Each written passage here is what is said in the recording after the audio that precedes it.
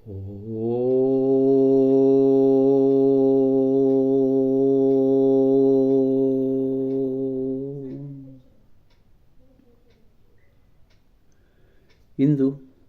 March 2ನೇ ತಾರೀಕು. ಮರುಳ ಮುನಿಯನ ಕಗ್ಗ ದರ್ಶನ ನನ್ನ ಪುಸ್ತಕದಲ್ಲಿರುವ ಮುಕ್ತಕಗಳ ಒಂದು ನಿವೇದನೆ. ಮೊದಲು ಪ್ರಾರ್ಥನೆ. 1ನೆಯ ಮುಕ್ತಕ. ಶ್ರೀಮಜ್ಜಗನ್ಮುಕುರ ವಿಸ್ತರದೊಳಾರ್ತನ್ನ ಮೈಮೆಯ ಪ್ರತಿಬಿಂಬ ಚಿತ್ರಗಳ ನೋಡುತ್ತ ಅಮೋದ ಬಡುತಿಹನೋ ಆತ ನಡಿದಾವರೆಯ ನಾಮರಸುವಂಬಾರೋ ಮರುಳ ಮುನಿಯ.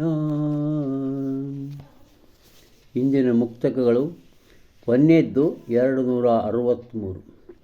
ಜೀವನಕ್ಕೆ ಒಂದು ಗುರಿ ಇರಬೇಕು, ಅದು ಸತ್ಯವಾಗಿರಬೇಕು, ಸತ್ಯವನ್ನು ಅರಸುವುದೇ ಆಗಿರಬೇಕು ಅಂತ ಹೇಳ್ತಾನೆ. ಗುರಿಯೊಂದು ಬೇಕು ಜಗದಡವಿಯಲಿ ಪಥ ಕಾಣೆ, ತಿರುಗಿ ಬಳಲಿ ಪಾಳಾಗದಿರೆ ಬಾಳ್. ಸ್ಥಿರ ಸತ್ಯವಿರಬೇಕು ಬಾಳ್ ಪ್ರದಕ್ಷಿಣವದಕ್ಕೆ, ಅರಸು ನೀನದ ನುರದಿ ಮರುಳ ಮುನಿಯ. ಪಥ ದಾರಿ, ಪಾಳು ಹಾಳು, ಉರದಿ ಹೃದಯದಿ. ಅನ್ವಯ.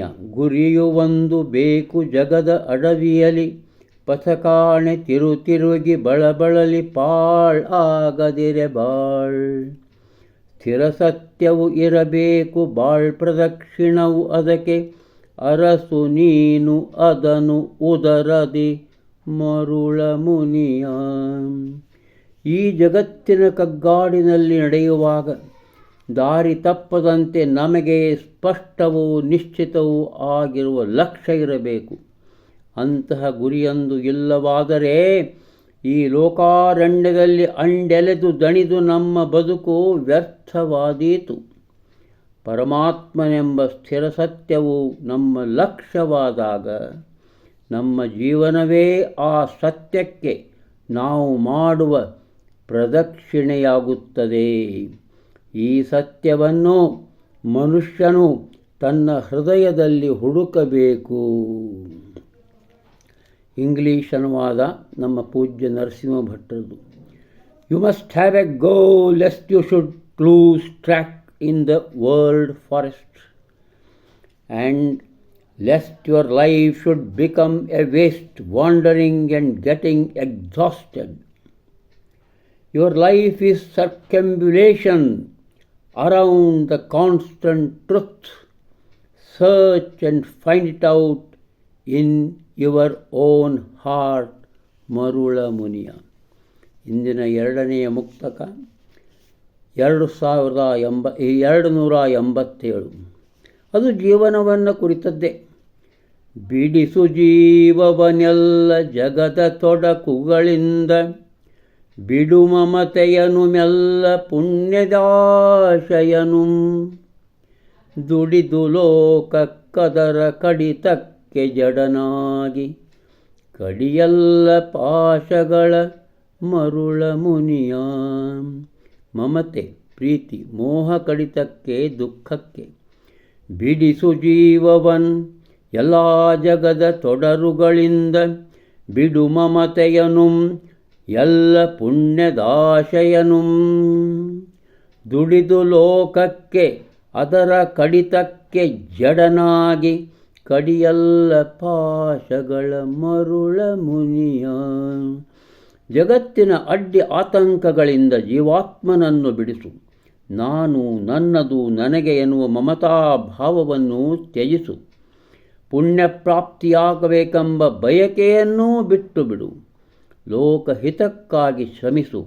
ಹಾಗಿದ್ದರೂ ಲೋಕ ಜೀವನ ಸಂದರ್ಭಗಳಲ್ಲಿ ಜಗತ್ತಿನಿಂದ ನಿನ್ನ ಮೈ ಮನಸ್ಸುಗಳ ಮೇಲೆ ಬೀಳುವ ಹೊಡೆತಗಳನ್ನು ಮನಸ್ಸು ನಿರ್ಲಿಪ್ತ ಭಾವದಿಂದ ತಾಳಿಕೊಳ್ಳಲಿ.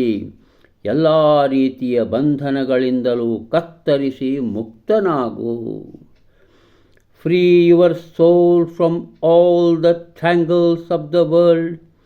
Shed slowly all attachments, even the desire of punya. Work for the welfare of the world, but be immune to all its bites, and cut asunder all bonds ಮರುಳ ಮುನಿಯ. ಇನ್ನು ಮೂರನೇದ್ದು ಜೀವನದ ವಿಶಾಲವಾದ ಅರ್ಥ. ಜೀವಕ್ಕೆ ನಮೋ ಎನ್ನು ದೈವತಾಂ ಜೀವವಲ, ಜೀವಿತವನಂತ ಚಿತ್ಸತ್ವಲೀಲೆಯಲ. ಜೀವ ಭರತೇಂ ದೈವ ದೈವ ಭರತೇಂ ಜೀವ, ಜೀವಕ್ಕೆ ಜಯವನ್ನು ಜೀವಕ್ಕೆ ಜಯವನ್ನು ಮರುಳ ಮುನಿಯ. ದೈವ ದೇವರು, ಜೀವಿತ ಜೀವನ, ಲೋಕ ಜೀವನ, ಚಿತ್ಸತ್ವ ಪರಮಾತ್ಮ. ಅನ್ವಯ ಜೀವಕ್ಕೆ ಜಯವೆನ್ನು ದೈವತಾಂ ಜೀವವಲ, ಜೀವಿತವ ಅನಂತ ಚಿತ್ಸತ್ವಲೀಲೆಯಲ. ಜೀವ ಭರತೇಂ ದೈವ ದೈವ ಭರತೇಂ ಜೀವ, ಜೀವಕ್ಕೆ ಜಯವೆನ್ನು ಮರುಳ ಮುನಿಯ. ಜೀವಾತ್ಮನಿಗೆ ನಮಸ್ಕಾರ ಮಾಡು. ಜೀವ ರೂಪದಲ್ಲಿರುವುದು ದೇವರೇ ಅಲ್ಲವೇ? ಲೋಕ ಜೀವನವು ಭಗವಂತನ ಅನಂತ ಕ್ರೀಡೆಯಲ್ಲವೇ? ಜೀವವಿರಹಿತವಾದ ದೈವದಿಂದ ಏನು ಪ್ರಯೋಜನ? ದೇವರನ್ನು ನಿಷೇಧಿಸುವ ಜೀವನಿಗೆ ಏನು ಬೆಲೆ? ಜೀವಕ್ಕೆ ಜಯಕಾರವಿರಲಿ, ಜೀವಕ್ಕೆ ಜಯಕಾರವಿರಲಿ. Say salutations to soul. Is not God himself in soul? Is not life a deathless sport of the God sent? What is God without soul, and soul without God? Proclaim victory, victory to soul, ಮರುಳ ಮುನಿಯ. ಮುಂದಿನದು ಸಹ ಅಂದರೆ 359, ಆಗಲೇ ಓದಿದ್ದು 312. ಇದು ಸಹಿತ ಜೀವನವನ್ನು ಕುರಿತೇ ಒಂದು ಅದ್ಭುತವಾದಂಥ ಒಂದು ಏನದೇ ಜೀವನ ಅಂದರೆ ಏನು ಅಂತ.